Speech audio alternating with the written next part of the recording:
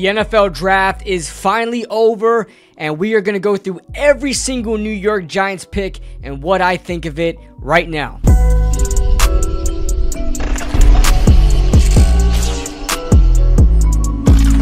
What is going on, guys? What is going on, 27 Squad? Welcome back into another video, and the journey is finally over. The New York Giants have concluded their NFL draft. And I'll be honest with you, I have a lot of mixed emotions about this. I'm hoping that I could change my mind about a lot of things, but there is a bit of optimism to me as well. First off, I want to thank every single one of you guys. This might be a really long video, so get your popcorn, crack open a cold one, and enjoy the watch. But first and foremost, I really want to thank you guys so much for the whole journey that we go on every single year when it comes to the draft and then going into the season. We're 7,000 subscribers strong right now. Let's shoot for 8,000 in the near future and go on from there. But thank you guys so much again from the bottom of my heart.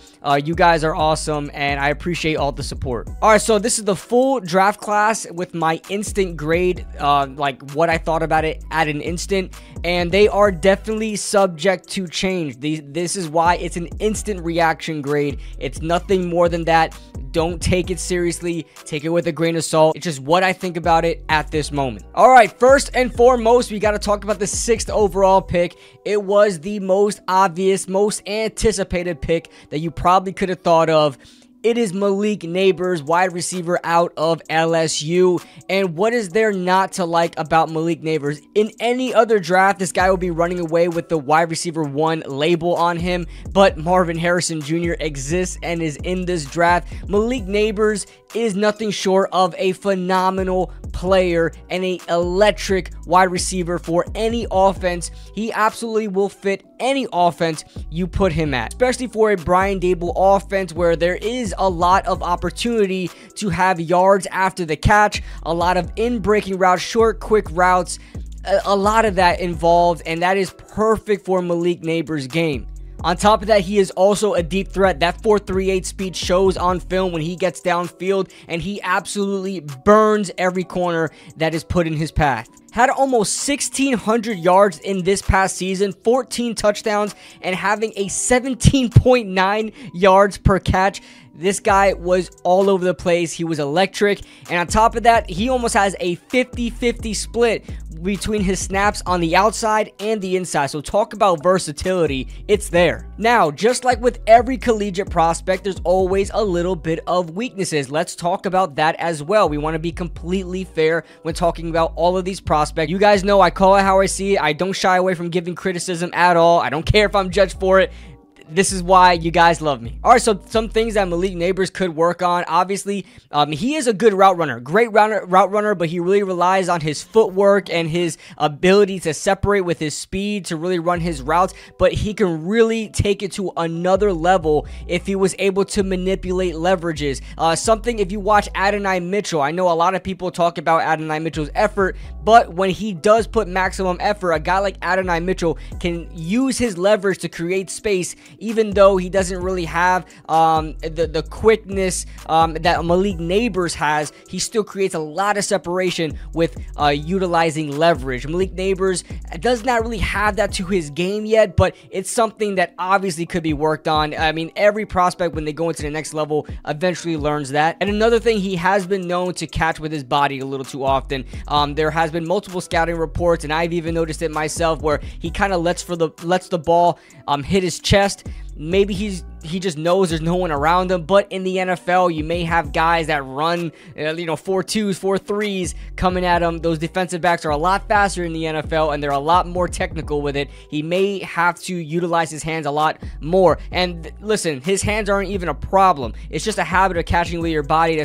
Some receivers just have that. If he just catches with his hands a lot more, high point the ball a lot better, it will be better for him in the NFL. But obviously, he's going to instantly start for the Giants. He is the #1 receiver for the Giants. There's no question about it. I fully expect him to have 1,000 yards this season. Fully expect him to be the sort of catalyst to this offense and help run things. I know that we did miss out on the quarterback position. I know that a lot of these teams felt differently about the quarterbacks than the Giants did. Let's just wait to see what happens, guys. Just because these guys were taken, you know, really early in the draft, I'm talking about the quarterbacks, does not mean that they were worth the pick. So let's slow our roll a little bit and let's just see what happens. I'm disappointed as well. I really wanted to snag one up if we could trade back up in the first round. It didn't happen. We weren't able to get that chance. It is what it is. But I'll tell you what, Malik Nabers is a damn good consolation prize. Overall, right now, I am giving it a B+, okay? I know you can give it an A because he was best player available, great pick, but there's always the quarterback thing. We're going to wait to see what happens because the Giants were a one quarterback type of guy in this draft. They only wanted Drake Maye, and that's what multiple reports are coming out for. And they were not interested in Michael Penix, JJ McCarthy, even though they spent a lot of time with JJ. It seemed like it was a smokescreen. So they decided to take Malik Nabers instead of a quarterback. I'm leaving it at like a B+ right now because we don't know what these quarterbacks are going to amount to right now. But I'll tell you what, if it's a franchise quarterback that winds up being very, very good versus a wide receiver, you might want to go quarterback just because of the positional value. All right, next up with the 47th overall pick in the 2024 NFL Draft, the New York Giants selected Tyler Nubin, the safety out of Minnesota. And you guys know I made a couple of videos on day 1 and day 2, so you guys kind of have a little bit of what I think about these players. But let's just go a little bit more in depth. Now, Tyler Nubin is the first safety I did work on. He's probably one of the only few safeties I did work on. You guys know, and if you guys have been following my channel, I did not mind if the Giants did not get a safety in this draft. Or maybe even a late safety, that's fine. I was okay with the guys that we have. Even though I am very critical of guys like Dane Belton, I'm not too high on them. I just don't value safety in drafts, especially in this one. I don't like the safeties in this draft. If you look at Tyler Nubin, he is the best safety in this particular draft, but if you go back in previous drafts, he just doesn't really stack up with these guys. Even other safeties that came up in the second round, like a fellow Minnesota safety, Antoine Winfield, went in the second. I felt like he was a lot better than Tyler Nubin is, and Xavier McKinney, who also went in that draft, I felt was a lot better than Tyler Nubin coming out. So if you guys can just understand where I'm coming from, I don't hate Tyler Nubin at all. He is a little bit of an acquired taste because he's not a all-around rangy safety that a lot of people think that all safeties are. A lot of people think that safeties can just roam around everywhere. Some of them are just, you know, belong in a niche position and don't really add that versatility. Nothing wrong with that, but doesn't mean every safety can be like a Xavier McKinney type safety. And right now, I don't see that for Tyler Nubin. He did line up a lot as deep safety, whether that be in a cover 2 or even in a cover 3 as a single high. I don't really see that for him. Obviously, if the Giants run cover 2, he is the next safety next to Jason Pinnock, so I see him being, you know, a deep cover safety. He definitely needs to cover half the field as opposed to being like a guy in cover 1 or cover 3 as a single high. I don't see that for him whatsoever. I don't think he has that versatility. Now, something I really like about him, because I know a lot of you guys have been attacking me thinking I hate him, something I will concede on, he has great IQ. He reads the quarterback's eyes very, very well. It's almost like he knows where the quarterback wants to go. He'll let his route go and then pursue another route that he knows is going to be targeted. But however, his closing speed, his ability to change direction, even his reaction time, it takes a little bit for him to recuperate and break towards the ball or break towards the route that he's trying to get to. It just takes a little bit of time. If you guys know, like, Kyle Hamilton has the smarts, has the IQ, one of the smartest safeties in the game, and he has the athleticism to pair up with it. Tyler Nubin has that IQ, just doesn't have that athleticism. Now, I think he makes up a lot for that lack of athleticism with physicality, with his IQ. I think he should play a lot closer to the line as a box safety. Now, he only had just under 200 snaps at box safety last year in 2023 with Minnesota. He had almost 500 snaps as a deep safety, whether it be in a cover 2 or cover 3 or cover 1. But his role in the NFL should definitely be in the box. He is a bigger type safety, 6'2", 210 pounds.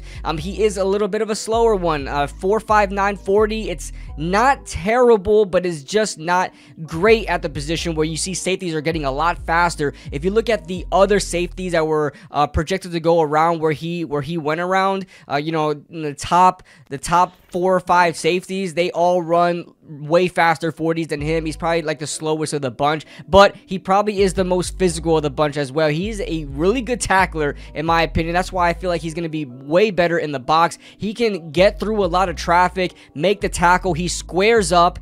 He strafes where he needs to strafe and trying to line himself up with the ball carrier, and he lunges forward. He's a hard hitter, and he makes good tackles. So I like Tyler Nubin in that respect, but I just don't see him as that versatile safety to kind of replace Xavier McKinney. So if anything, he's going to be replacing Dane Belton. Doesn't seem like the Giants are really confident in Dane Belton. I don't know if they're going to run any 3 safety sets like Wink loves to run. Maybe they'll stick with 2 safety sets when they run their cover 3s, but Tyler Nubin will definitely be that box guy, with Jason Pinnock being the single high safety. Like I said, the lack of speed, the lack of reaction time could be a little slow. It does not mean he isn't a ball hawk. He's had 5 interceptions last year, and I think like 13 interceptions in the past 2 years. I could be wrong about that, or maybe in his whole collegiate career. That's not too bad, man. That is not too bad.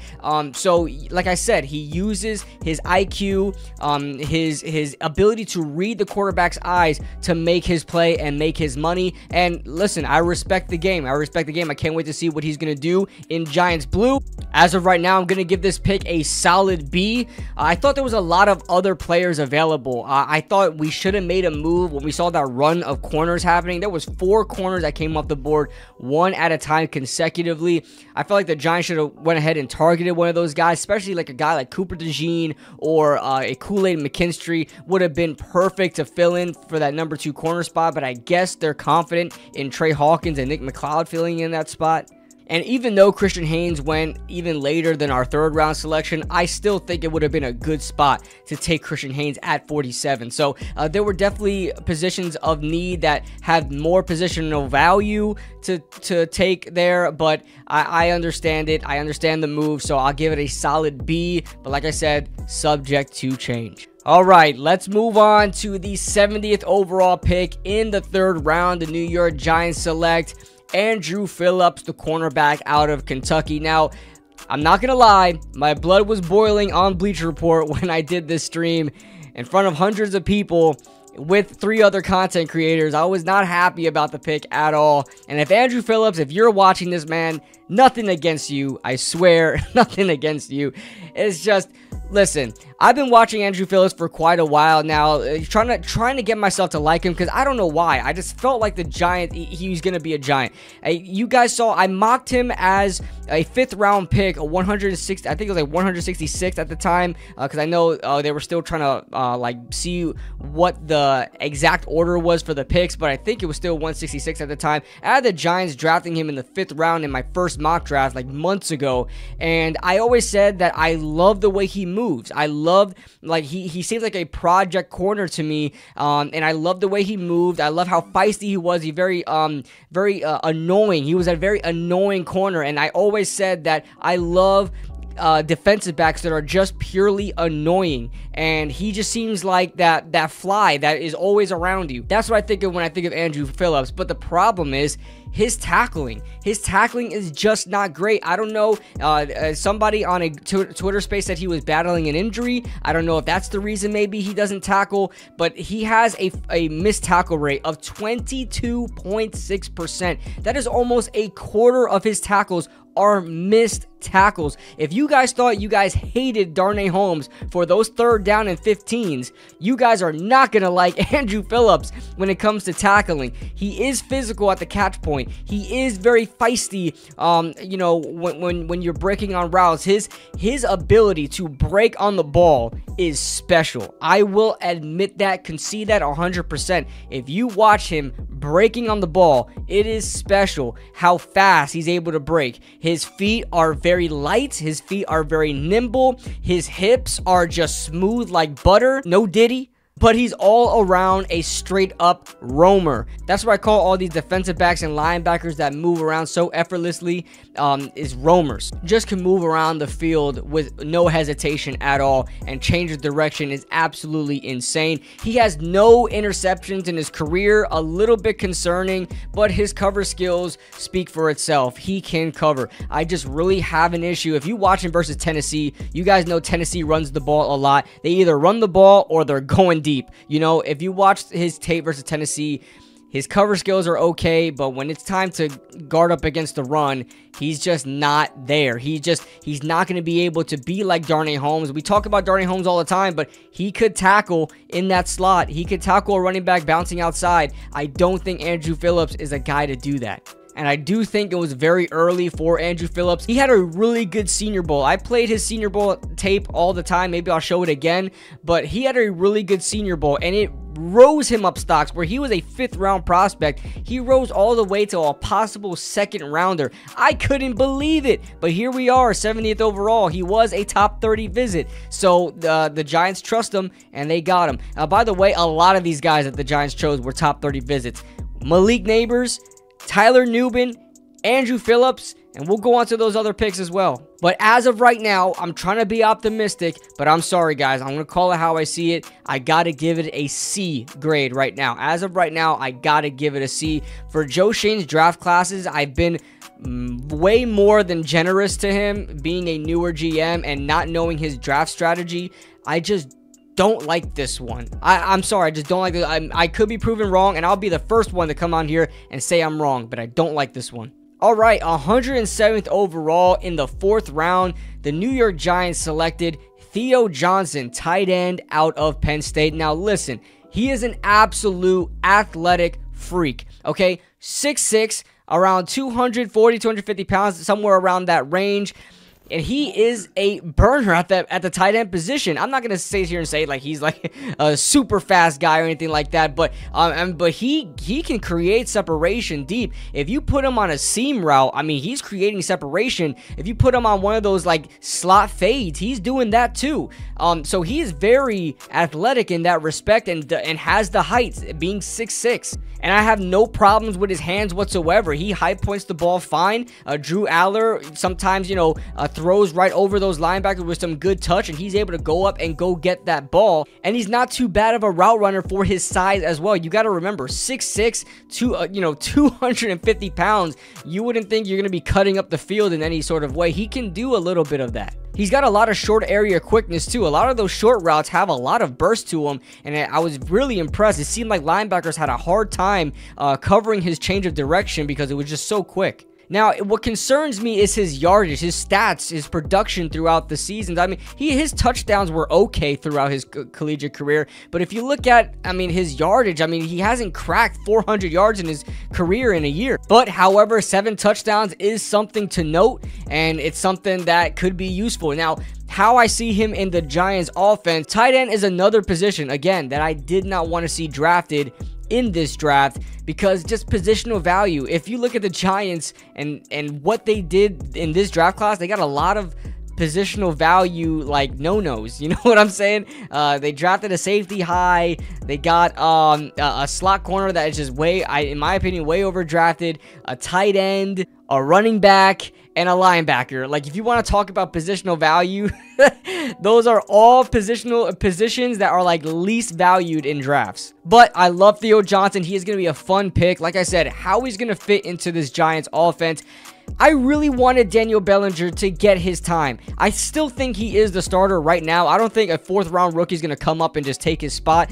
Being a 4th rounder himself, formerly a 4th rounder 2 years ago, 112th overall, I think Daniel Bellinger is still going to be the starter. He just adds a lot more right now than Theo Johnson does. Theo Johnson is a decent blocker. PFF completely disrespects him on the blocking. It was like somewhere around 40 grade as far as blocking goes. I don't think he's that bad, but Daniel Bellinger, even in his rookie year, has proved to be one of the best blockers on the team, and that's including offensive linemen. Daniel Bellinger can definitely block, and he's a threat in the receiving game, especially in the short game where he's blocking and then releasing. He does a great job at that. He knows exactly when to do it. He knows how to find soft spots in zone, and has been proven to be Daniel Jones's, I guess, safety blanket for the past 2 years. But one thing Daniel Bellinger does not have is that deep vertical game that I think Theo Johnson really has. I don't remember how tall Daniel Bellinger is. I think he's around 6'4", 6'5", but I think Theo Johnson is still bigger. He's faster.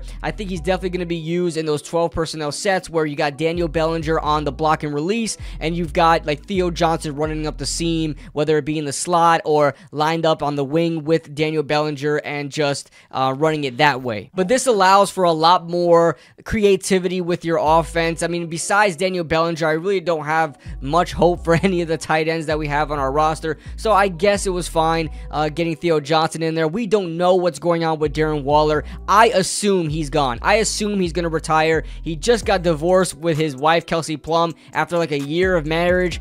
I'm sure he's going through it right now. So anybody that's listening to this, like, thoughts and prayers to Darren Waller, bro, because mental health is a real thing. He's battled mental health in previous years. He has a whole story on that. So, you know, just keep praying for Darren Waller. Hope he makes the decision that he will be comfortable with. But I'm going to give the grade a generous B-. I can see the vision for Theo Johnson.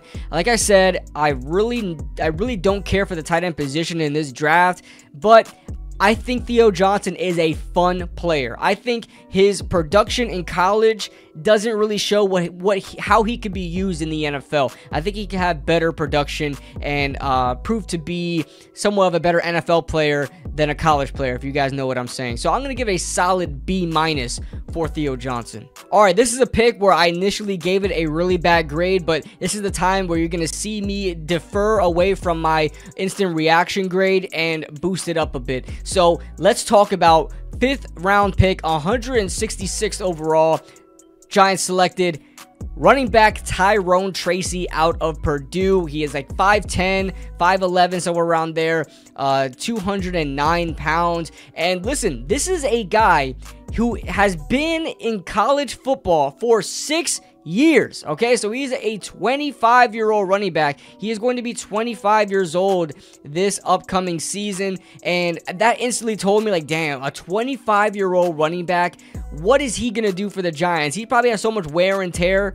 No, absolutely not. He has fresh tires, fresh legs. He was actually a wide receiver for the majority of his collegiate career at Iowa, but wasn't able to ever get on the field, and it just seemed like it wasn't working out for him. And so he transferred to Purdue, and the running back coach over there was like, hey, just try something out. Try out being a running back.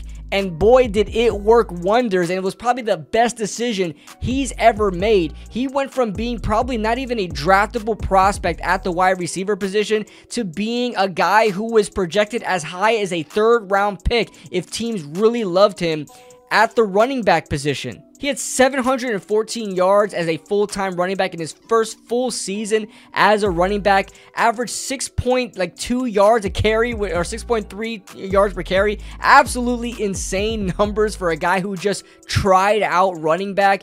His elusive stats are through the roof. This guy forced a missed tackle on 30% of his touches as a running back. 30%, almost 1/3 of his touches, he forced a missed tackle. Do you guys understand how big of a stat that is? He was 11th in all of college football. In yards after contact per attempt. 11th. Do you want to know his yardage before contact? His average yards before contact was made is 1.8 yards before contact. And somebody did the math. Over 71% of his production came after contact. If you guys turn on his tape, I wasn't able to get too much tape, so I was able to catch a couple clips, a lot of clips, and his elusiveness is absolutely insane. He bounces off tackles. His pro comp for me is a literal pinball, okay? Is a literal pinball. He bounces off of tackles like nothing. He's very light on his feet, so it allows him to kind of regain his balance. Has great balance for a guy who's just learning the running back position. He doesn't even run like a wide receiver. He just has great balance. He doesn't have power. That is a little bit of a knock on him, obviously, coming from being a wide receiver. He doesn't have a lot of power, but he is tough. He's like Blake Corum, where Blake Corum doesn't have a lot of power, but he's really tough. You know, that's what I see with a guy like Tyrone Tracy. There has been a couple of pro comps that really been thrown out there. There's a couple as high as Tony Pollard, and then other ones like Cordero Patterson, kind of relating the turning a wide receiver to running back, and his running style is a little bit like that as well. And I see a lot of Tony Pollard as well, where he's tough in between the tackles, has a lot of slashing ability with his elusiveness, and he just makes a lot of guys miss, and he bounces off of tackles. Not easy to take down. He's going to be a guy that's very annoying to deal with as a runner. And looking at the Giants and what their running back room looks like right now, he perfectly fits in right now. He's not a bell cow running back. The Giants want to get back to doing some running back by committee things now that Saquon Barkley is not there. Now that you don't have to force Saquon Barkley to have the ball, they're going to be rotating those running backs in, keeping those guys having fresh legs, and Tyrone Tracy fits in perfectly. I wanted a guy like Isaac Guerendo, but I did not know too much about Tyrone Tracy, but he again fits that mold that the Giants want to do. So listen, I like the pick. I'm gonna give it a B+. I initially went, I think I gave it like a C or C-. I'm gonna give it a B+. I like it. I wanted to go in the 5th round, or 4th or 5th round, and get a running back like Isaac Guerendo, but I think Tyrone Tracy is like the next best option for that. And the last pick. Now listen, I was really proud of myself, okay? This is probably the most draft work I did to date in my years of doing this on YouTube. This is the most extensive draft work I've done in a draft. So I'm very proud of myself that I really understood and knew the players that were being selected, even going into the 5th round, where I knew a lot of these guys. I knew a lot of the 5th, 6th rounder guys, but this one caught me slipping. I'm not gonna lie. I've never lied to you guys on this app. I did not know who Darius Muasau is. Muasau. I think I saw that on the pronunciation when I looked at his pronunciation. Darius Muasau. Let me do the whole intro to this thing. So, with the 183rd pick in the 6th round, the Giants selected Darius Muasau, linebacker out of UCLA. Now, I did not know who he was. I didn't really notice him when I was doing Layout to Latu film. So, but when you turn on his film, I mean, I really kind of like him. I do like him, but here's the thing. I don't want to just fall in love with the film and kind of get away from what I thought about it when he was initially drafted. Now, there were a lot of guys still available that I really wanted, okay? There was I don't know what's going on with TJ Tampa. Okay, that guy went undrafted, I believe. Or was he taken? Well, no, I think Baltimore took him. I'm sorry. So maybe not. But I know Christian Mahogany was available. We could use interior offensive line. We did not target it again for, I think, the 2nd year in a row. We didn't target an interior offensive lineman. Christian Boyd is a top 30 visit from Northern Iowa that I heard the Giants really liked. Did not address that either. There were just a couple of guys out there, man. Leonard Taylor, the defensive tackle from Miami, he went undrafted. Like, there were a lot of guys that I felt like could have been a good pick here from different positions that I circled and I really wanted. And so I just didn't understand the linebacker pick. Maybe we just wanted depth, but I mean, with Carter Coughlin and Darian Beavers there and whoever else you got there, I really just didn't see a need for another linebacker. But man, I'm not going to lie, doing my work on him, I like this guy. I like Darius Muasau. He is a very undersized guy, however. which I assume is why he fell so far in the draft. You know, he does have very good short area quickness, decent sideline to sideline ability, but when you get too far in the sideline, his speed kind of drops off a bit. Like I said, he is undersized. 5'11", 225 pounds is what I seen he was last listed at, and that is very, very small for a linebacker. But if you look at the way he's built, you wouldn't even know he's 5'11", 225. I mean, he looks bigger for that, for his frame. But let me tell you, he is a surprisingly effective blitzer up the middle. I mean, that guy uses his speed, his short area burst to really get through. Now, he's not the strongest guy you'll ever see, which again is why I think he fell so far in this draft. If you watch him, there's just a lot more bad plays than good plays. When the plays are good plays, they are really, really good. Where I feel like the Giants could use him in certain sets, in certain packages, where he can actually see the field at some point. And I think if Micah McFadden were a guy to go down, I think he steps in over a guy like Darian Beavers even. And I saw some scouting reports that said he had bad coverage. I didn't see that at all. I, in fact, thought he had good coverage. And PFF seems to agree with me where they gave him a decent coverage grade. I liked his coverage. Now, he came from Hawaii. He was a Hawaii transfer, and he's like the Blake Martinez of college football, where he is a tackling machine. Now, a lot of that is cleanup tackles. I just watched 2 full games of him so far, and you can already tell that when you look at his stats, he does clean up a lot of tackles. He's not the guy that's first to get there a lot of the time, where he's kind of shifting through the tackle, and he will be there to help clean up the mess. But I had no problem with his coverage at all. Like I said, his short area quickness is good enough to kind of strafe along sideline to sideline. And when he does need to, you know, make a play and have some instinct, he has that as well. And he has decent awareness. He's out here pointing out receivers, telling guys to pick guys up, letting people know that he's letting someone go. Like, he's doing that. He's constantly communicating, constantly moving. I didn't have a problem with his own coverage at all. Now, although he is a tackling machine, he had a missed tackle rate of almost 16%. That is something to raise caution. He's not a guy that's going to be out there a lot of the time playing defense. Okay, another thing is that he gets bullied a lot. Like I mentioned before, 5'11", 225 playing linebacker. When you try to go up against these huge offensive linemen, yes, when you try to stop the run, you are going to get bullied. They are going to push you around, and so many times, I even laughed. I didn't even mean to laugh, but I even like gave out a little chuckle some of these times, how much he was kind of being thrown around like nothing. So that's something that is going to be concerning going into the NFL, but hopefully the Giants find a spot and a role for him. I think he could definitely make this roster. I think all of these guys now can definitely make this roster. So I initially gave it a D grade because I just didn't understand the pick because of positional value, because I just value more position that we needed to attack. We didn't address boundary corner. We didn't address defensive interior. We didn't address interior offensive line.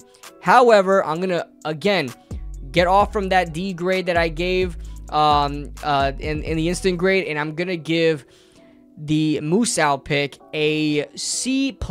I still yet to see what happens there. I really think a Christian Boy would have been great there to pick up and try to fill out that defensive interior, but let's see what happens with Muasau. Let's see if he makes the roster. Let's see if he adds some element to this linebacking group. Oh man, so we are done. We finally finished. Hopefully this gets out by tomorrow morning or tomorrow afternoon. Hope you guys enjoyed it. I know this was a long one, but that was the in-depth analysis on the New York Giants draft class. All in all, to wrap it up, again, there were a lot of question marks in this draft that I really questioned a lot that what the Giants were doing. I really wanted to come out of this draft with a quarterback. Unfortunately, that did not happen. And, well, not just any quarterback. I wanted a top quarterback. I didn't really care about Spencer Rattler or Michael Pratt or anything like that. So, all in all, I'm going to give this grade a solid C+. Very close to a B-, but C+. There's just too many questions I have with this draft class and how it's going to affect the season and how it's going to affect the roster. Some good players. Did we really need those players? We're going to wait and find out. But that being said, Let me know your thoughts in the comment section below, guys. I know this is going to be a very polarizing draft class compared to the previous two in this new regime. So I understand it if you guys disagree with me. I understand if you guys do agree with me. Let's talk about it in the comments. Let's be respectful, please, to each other. The comments sometimes gets a little crazy, and I don't really block people on here. So listen, if you guys are going to talk to each other in the comments, behave now. Behave. That being said, guys, if you guys enjoyed the video, like the video. If you guys are new to the channel, subscribe for more content just like this. All that being said, I am Kid Blue, and I'll see you guys in the next video. Woo!